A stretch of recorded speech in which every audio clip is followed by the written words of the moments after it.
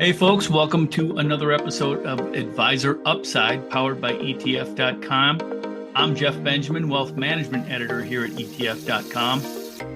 I'm DJ Shaw, finance reporter at ETF.com. And we are talking today with Jeff DeMaso, editor of the Independent Vanguard Adviser newsletter. We're going to be talking about all the things going on at Vanguard these days, including the new CEO and crypto and one-page financial statements. We're going to get right into it. Hi, Jeff. How are you? Thanks for being here. Hey, DJ, I'm great. Thanks for having me and looking forward to talking all things Vanguard. I'll go ahead and get started with our first question. Salim Ramji took over as the new CEO of Vanguard about a month ago. What are your expectations for this leadership transition? Yeah, I'd say so far so good for Salim Ramji in the first month as Vanguard CEO. He's maybe you could say he's doing nothing, but he's saying the right things. He's listening. He's not rocking the boat, which is what we really wanted to see as he came into the new firm.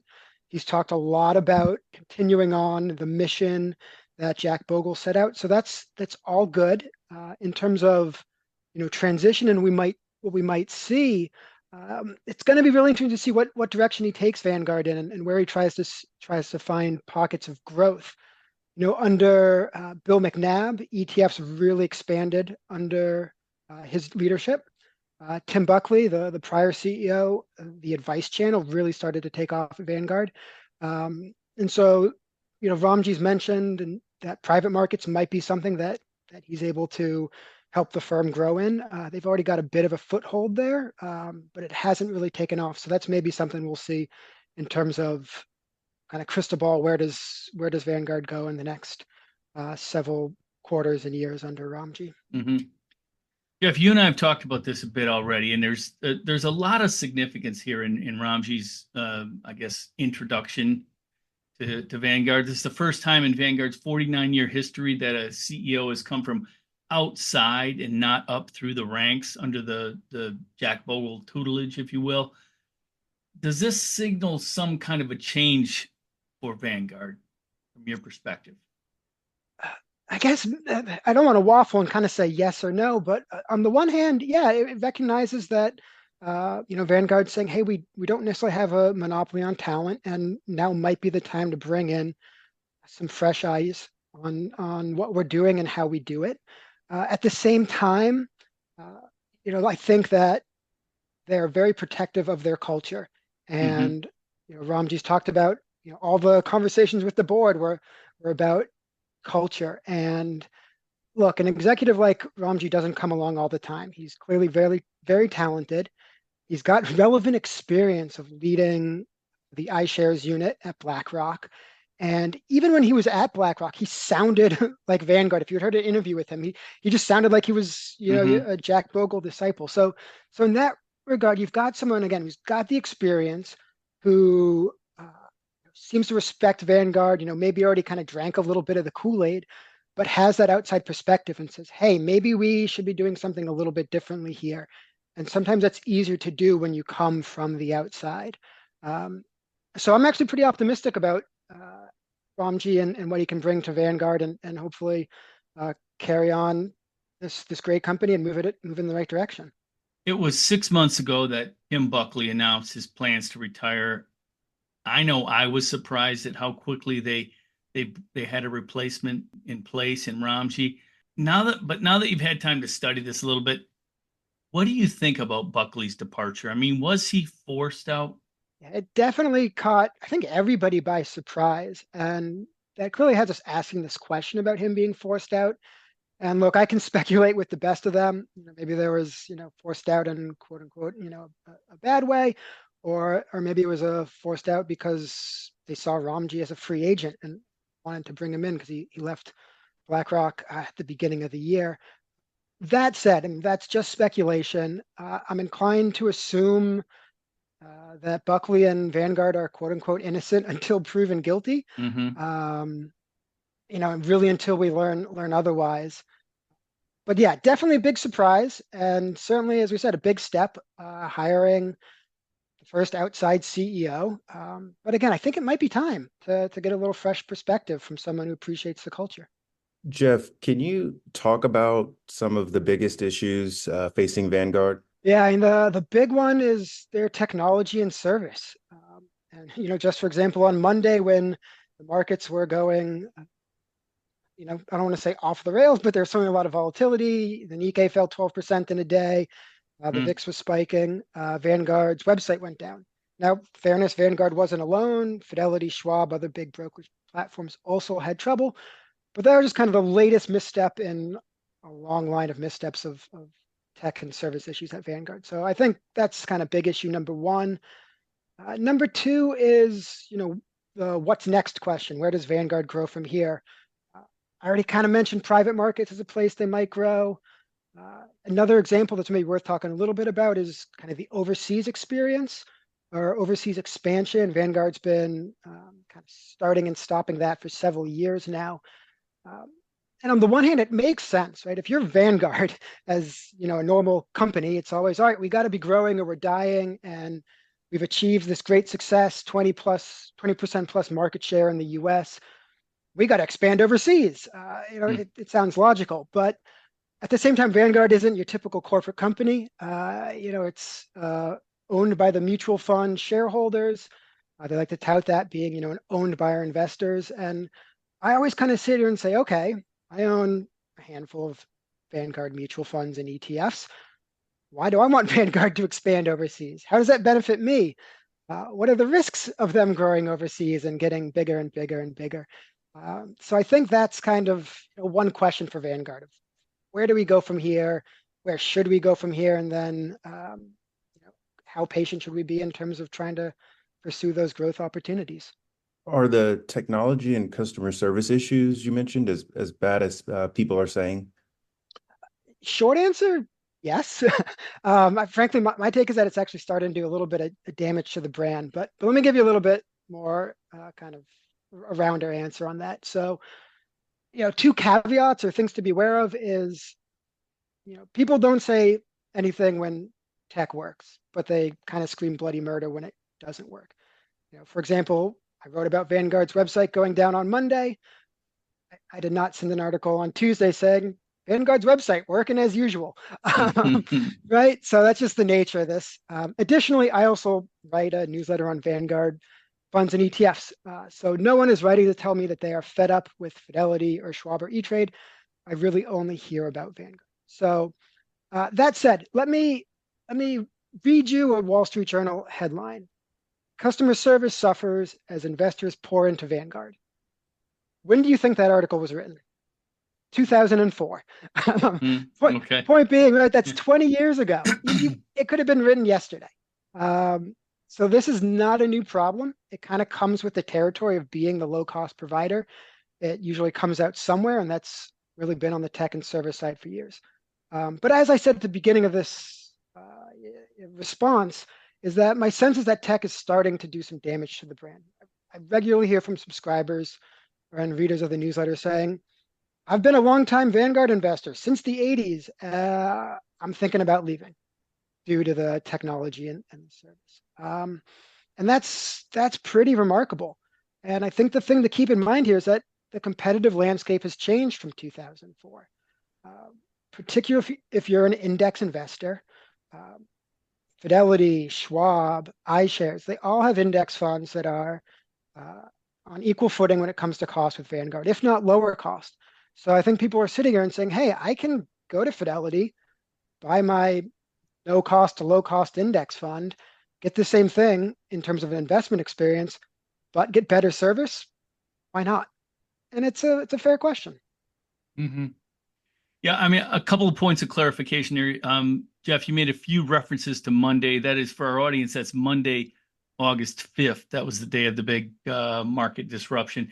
And on the, to be fair, on the Vanguard kind of tech disruption, and DJ, you wrote about this. It was also included. It involved Schwab, I think, and Fidelity, didn't it? Other platforms.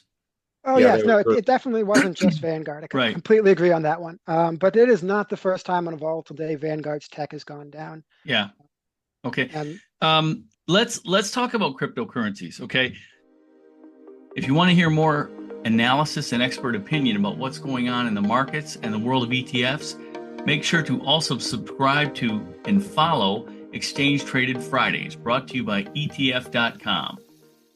Morgan Stanley just came out saying that they're going to allow their wealth advisors to sell 2 of the 9 spot Bitcoin ETFs, the BlackRock version and the Fidelity version, to their advisory clients that have at least 1.5 million in net worth. So there are a few hoops to jump through, but it is an opening up of access. And this is something that Vanguard said right from the jump start, that they are not allowing Bitcoin ETFs to be traded on their platform. What's up with Vanguard and cryptocurrencies? And when, Jeff, do you see this wall starting to come down? And I mean, it doesn't seem to me like they can hold off forever. Well, I don't really expect it to come down anytime soon. Maybe they can't hold off forever, but this is typical Vanguard behavior in terms of looking at some products and saying, we don't think these are appropriate for investors. We're going to be a little big brother, if you want to call it, or we're going to look out for investors, and we're going to say you can't trade this. They've done this with leveraged ETFs years ago, and haven't made any moves to bring those back onto the platforms. So it seems as long as they continue to see crypto as being inappropriate for investors or not fitting in a portfolio, then they won't have it. And at least so far in his initial comments, Ramji has more or less said he's not touching it. He says he understands, why Vanguard made the decision and that it fits with Vanguard. So for the time being, I guess I'm sorry to disappoint the crypto enthusiasts that are looking to invest at Vanguard, but I don't see it happening anytime soon. Because initially with the announcement of Tim Buckley's departure, and I think that came in March, his announcement, there was speculation that the crypto resistance was one of those final straws for Buckley. And I think you and I even talked about that a little bit. It looked like Ramji, this kind of different voice from a different place coming from BlackRock, but what you're saying now is that maybe this is going to be where Vanguard digs in their heels. Yeah, I mean, it felt like a strange thing for Ramji to come in and immediately, about face on. I think had that happen, we'd all kind of sit here and go, "Oh, he's from outside. He doesn't get Vanguard." So it'd kind of be just from a leadership standpoint, it'd be a pretty big expenditure to go out and reverse course on that. So even if that's something that he's eyeballing and would like to do, I think he's kind of right to slow play it. But again, I just don't see it happening anytime soon. I know it's easy to point that decision on Buckley, but Greg Davis, the firm's CIO, would have been heavily involved in that decision as well.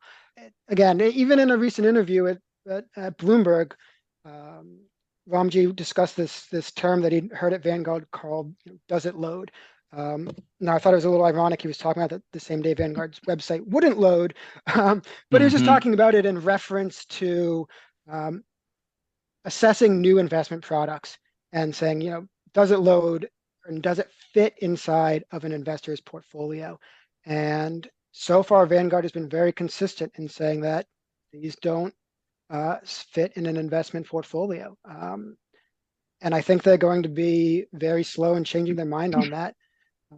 Even if it is kind of like how Morgan Stanley just did it with a bunch of hoops to jump through to get there. Let's talk about Vanguard's recent SEC filing warning of ownership risk because of its growing size. Can you break that down for us? I'd be happy to. So this is a unintended consequence of the popularity of index investing. So the idea here is that if you own a large stake in a company, and let's use utilities as an example, as that's kind of where this first came about. But if you want to have a large stake in a utility, 5%, 10%, then the regulators are going to want to know who you are, and to a point may be able to limit your ability to purchase more of that company's stock. And Vanguard, given its size and the nature of index funds, is a large owner of utilities, and the same applies to BlackRock, State Street, and some other companies. But Vanguard in the past would have to apply for approval to FERC, which is the Federal Energy Regulatory Commission, saying, hey, we're a passive investor. We're not going to agitate for changes at the board. We're not going to tell you how to run the company. So please let us buy 5, 10+% of the outstanding shares of this company. And in the past, I don't want to say it's been a rubber stamp, but they've gotten approval to do that.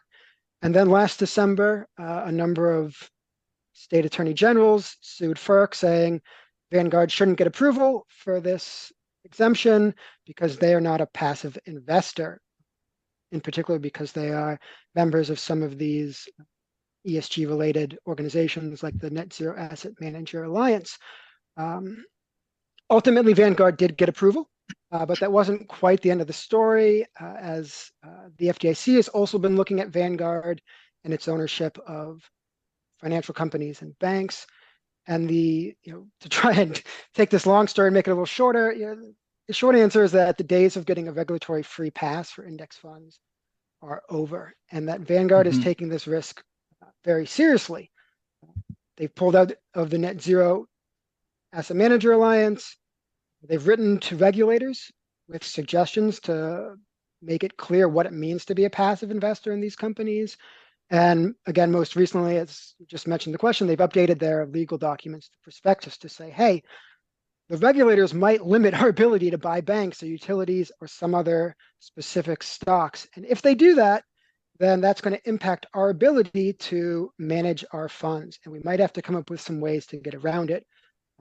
In particular, they mentioned using total return swaps, so kind of effectively going to someone like Goldman Sachs, another large investment firm, and saying, hey, for a fee, will you give us exposure to utility stocks or banks or whatever it may be? And so that's kind of where Vanguard is today. And look, I think the regulators should ask these questions. Again, this is kind of an unintended consequence, this concentration of ownership in just a few companies. What does it all ultimately mean to Vanguard investors, though?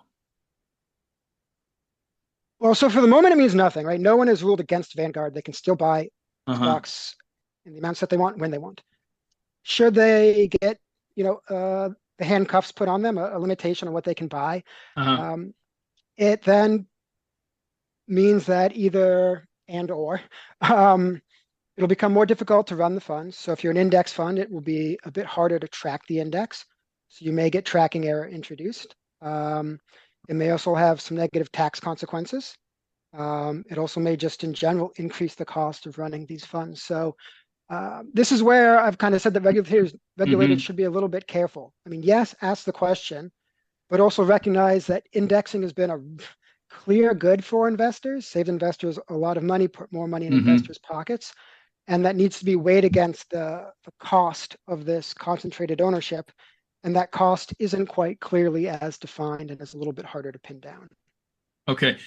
All right, Jeff. And finally, I want to ask you about this summer. We saw the first example of Vanguard's new one-page financial statement for its funds.